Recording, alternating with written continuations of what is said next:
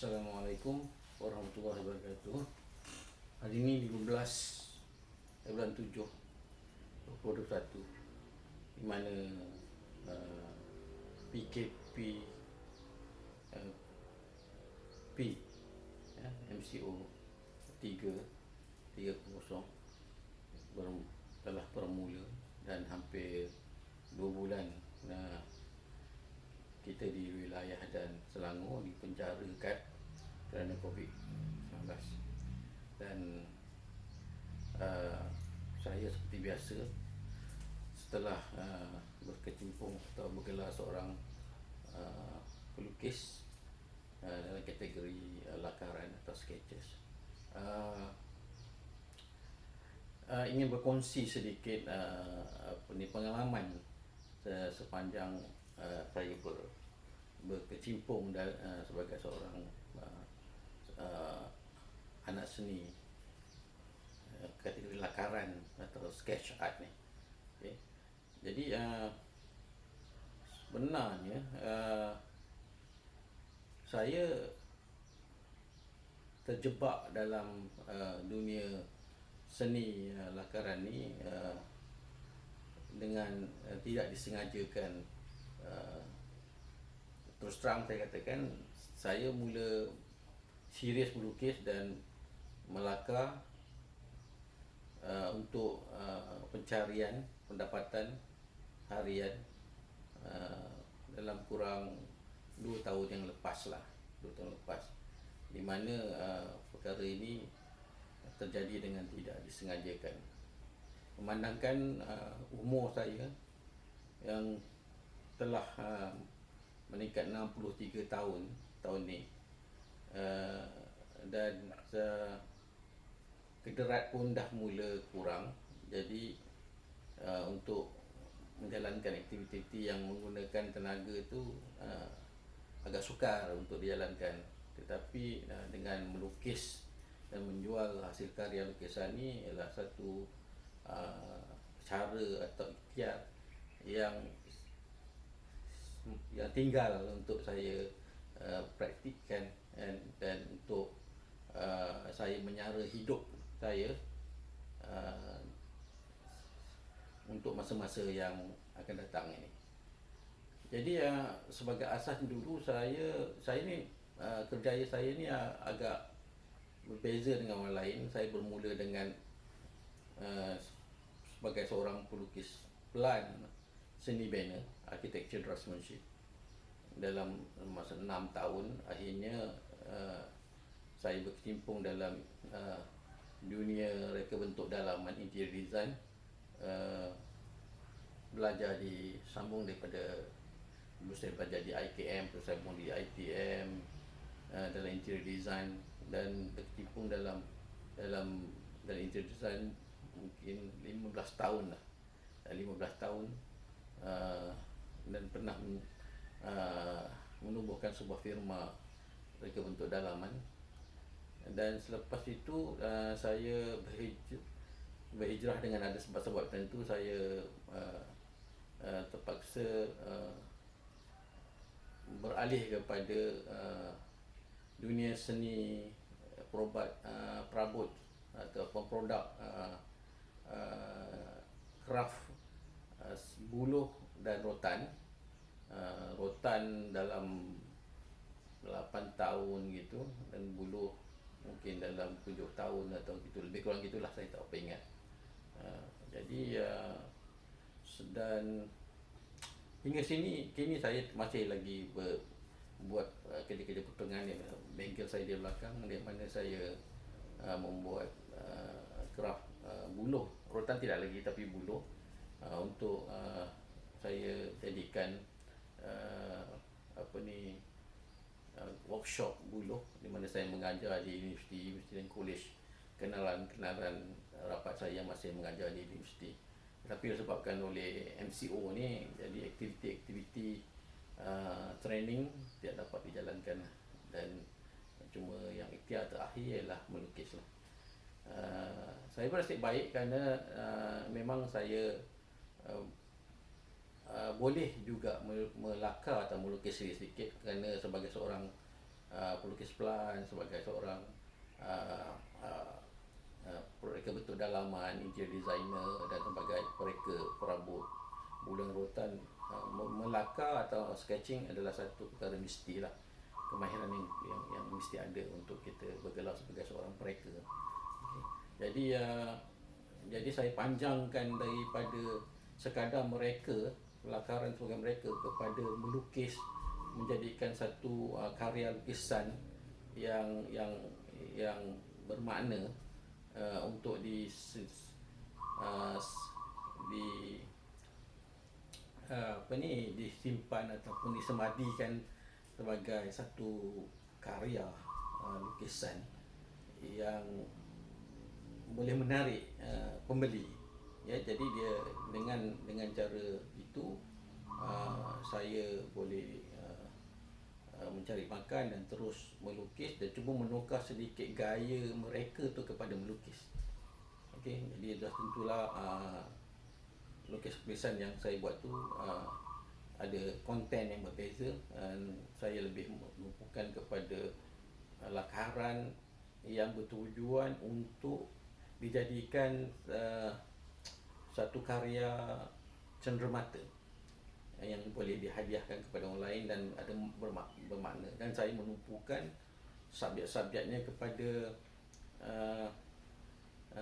warisan, kesenian warisan dan sejarah, bertumpu kepada architecture, rumah-rumah tradisional kayu pada asalnya, dan juga sedikit urban seperti Kuala Lumpur, shop lot,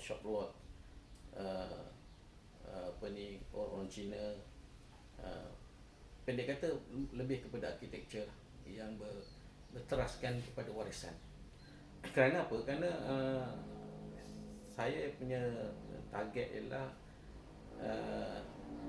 karya tersebut untuk dimiliki atau dinikmati oleh orang-orang luar, terutama orang-orang daripada Eropah atau orang-orang daripada Asia Timur, Asia Tengah dan sebagainya, yang maksudnya bukan orang Nusantara lah. Jadi mereka membawa balik karya-karya seni ini untuk menggambarkan kepada warisan yang kita miliki ratusan tahun dahulu, kan? Mungkin ribuan atau ratusan tahun dahulu. Jadi saya belum cerita lagi bagaimana saya terjebak dalam industri seni ini. Pada asalnya dulu saya pernah juga terfikir untuk menjadi seorang artis dan pelukis masa saya di bangku sekolah lagi, mana saya minat dalam segi art. Waktu walaupun saya di aliran sains, tapi saya tetap ambil art, kan. Jadi tapi lukisan saya tidak sebaik mana lah. Saya cuma boleh melakar, saya menconting aja. Saya punya kerja bukannya melukis yang cantik dan sebagainya. Tapi kerana itu jadi tabiat saya, kegemaran saya untuk menconting, jadi saya sedikit terhibur lah bila saya berkarya melukis, kan, berbanding dengan buat kerja-kerja lain. Kebetulan saya dapat sebuah ruang pameran galeri di satu shopping kompleks, The Link, yang berdepan dengan tabung haji tu. Kerana management The Link minat kepada perabot nyaman rotan yang saya buat, yang berkonsepkan ikan paus tu, untuk saya jual di galeri yang dia bagi untuk saya secara percuma pada asalnya. Jadi saya mengambil peluang itu dan saya cuba menjual atau segala produk-produk anyaman rotan saya yang masih tertinggal. Tapi malangnya ramai yang menyukai konsep The Whales yang saya pamerkan, tetapi belum sampai masa lagi mereka untuk memiliki. Yang diorang beli ialah yang kecil-kecil, yang kecil-kecil, bilah-bilah buluh yang saya sketch atasnya dengan gambar-gambar bangunan rumah-rumah Melayu, Melaka, Johor, Kelantan sebagainya itu yang menjadi tarikan. Jadi selepas itu saya panjangkanlah dengan uh, melukis atau melakar di atas kanvas. Jadi saya berterima kasih juga kepada kawan saya Cik Ismail Hitam dulu yang sama-sama belajar di IKM tahun 77 dulu, di mana beliau tidak sengaja juga uh, menjadi seorang artis dah hampir 20 tahun saya rasa, kan, kerana pemindahan teknologi melukis bangunan daripada manual kepada komputer tidak dapat kita ikuti, dan akhirnya dia menjadi seorang yang pelukis, dan dia banyak kali ajak saya untuk menjadi seorang pelukis tapi masa tidak mengizinkan. Tapi kali ini saya dah bersiap untuk menjadi seorang pelukis, dan saya menemuinya dan mendapat sikit tunjuk ajar daripada beliau, dan akhirnya saya yakin untuk menjadi seorang pelukis dalam kategori saya lah, dalam sketching lah, macam mana yang mana yang saya boleh mampu lakukan lah. Jadi bila jadi seorang pelukis tu dan bergantung kepada lukisan tu sebagai bahan ataupun cara mencari makan. Jadi saya dalam masa sesingkat ini saya banyak membuat kajian, eksperimen menggunakan bahan-bahan media yang sesuai untuk saya, dan bagaimana cara kita nak melakukan tu saya kena buat berulang-ulang hingga menepati kehendak atau sesuai dengan jiwa saya. Dan saya bernasib baik kerana saya ada sebuah galeri yang sekitar 700 kaki persegi di link tu, dan dibenarkan juga saya mempamerkan sebahagian luar koridor tu, dan bila saya dapat berurusan terus dengan pembeli, jadi saya faham kehendak dan apa yang dikehendaki oleh pembeli, orang yang beli. Jadi pada pendapat saya, karya saya itu dibeli bukan kerana kehalusan kerja seni saya itu, tapi lebih pada konten apa yang saya lukis, dan harga yang saya tawarkan juga tidak terlalu tinggi dan juga tidak terlalu rendah, tetapi bersesuaian dengan kehendak mereka.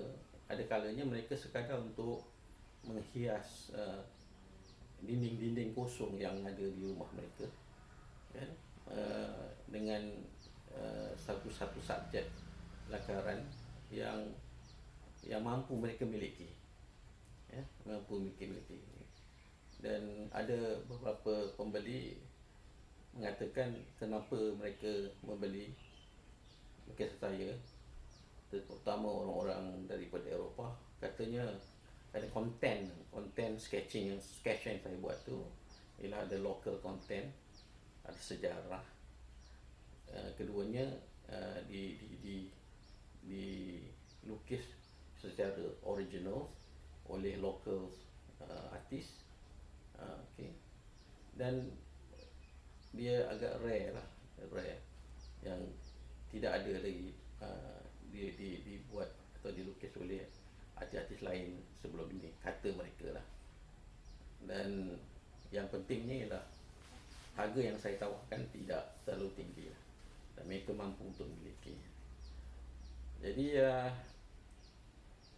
saya pun sendiri belum bersedia untuk berdepan dengan atau bersaing atau secara meluas dengan artis-artis yang telah lama berkecimpung dalam lapangan ini. Kerana bila saya melukis, saya cuma memikirkan untuk keperluan ataupun ciri-ciri yang diperlukan untuk pembeli saya saja, untuk jadikan bahan hiasan ataupun hiasan dinding mereka, dan juga bahan karya cenderamata yang mungkin untuk dihadiahkan kepada orang-orang lain, kan. Jadi alhamdulillah saya dapatlah